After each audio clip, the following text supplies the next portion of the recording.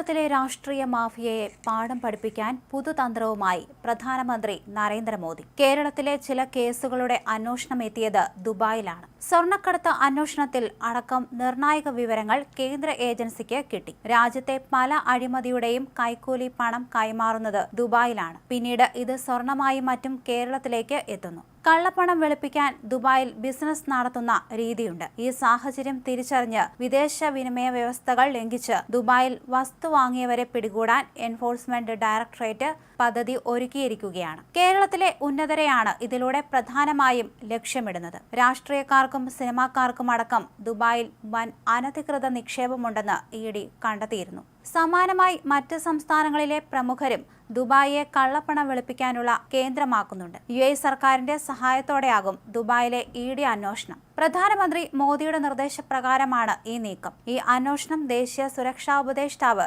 അജിത് ഡോവൽ നേരിട്ട് നിരീക്ഷിക്കും. ദുബായിൽ കള്ളപ്പണ ഇടപാടുകൾ നടത്തിയിട്ടുണ്ടോ എന്നാകും പ്രധാനമായും അന്വേഷിക്കുക. ഫെമ ലംഘനത്തിനും നടപടി നേരിടേണ്ടി വന്നേക്കാം. ആദായ നികുതി വകുപ്പിൽ നിന്നും റിസർവ് ബാങ്കിൽ നിന്നും ലഭിച്ച വിവരങ്ങളുടെ അടിസ്ഥാനത്തിലാണ് EDയുടെ അന്വേഷണം.